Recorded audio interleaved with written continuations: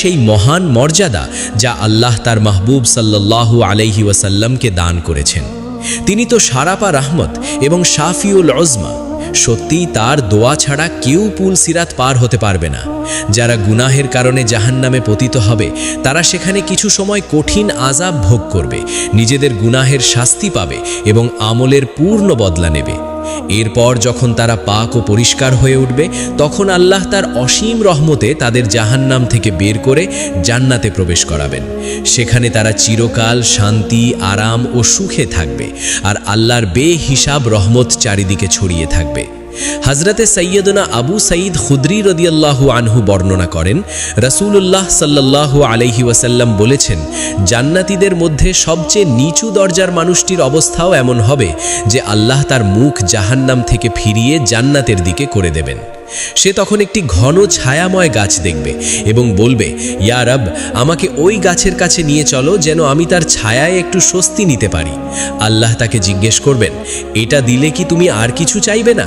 সে কসম করে বলবে, না ইয়া রব, আর কিছু চাইব না।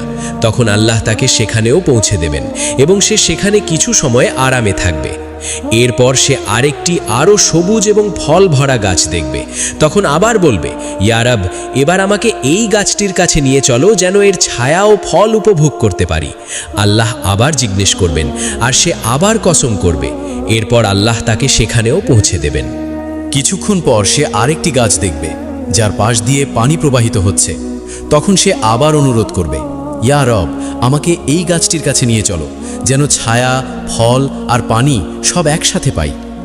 আল্লাহ তাকে জিজ্ঞেস করবেন, এটা দিলে কি আর কিছু চাইবে না? সে কসম করবে। তখন আল্লাহ তাকে সেখানে পৌঁছে দেবেন।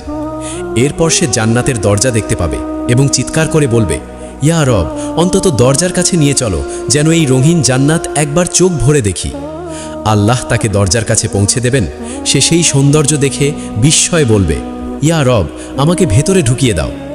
তখন আল্লাহ তাকে জান্নাতে প্রবেশ করিয়ে দেবেন। ভেতরে প্রবেশ করার পর তাকে বলা হবে, এখন যা ইচ্ছে হয় চাইতে থাকো। সে চাইতে থাকবে আর আল্লাহ বলতে থাকবেন, এটাও নাও, ওটাও নাও। এভাবে তার সব চাওয়া পূর্ণ হয়ে যাবে। তারপর আল্লাহ বলবেন, তোমাকে সব কিছু দেওয়া হয়েছে এবং এর সঙ্গে আরও 10 গুণ বেশি দেওয়া হলো। সে তার জান্নাতি প্রাসাদে প্রবেশ করবে। তখন দুইজন হুর তাকে স্বাগত জানিয়ে বলবে, সব প্রশংসা সেই আল্লাহর যিনি আমাদের তোমার জন্য আর তোমাকে আমাদের জন্য সৃষ্টি করেছেন।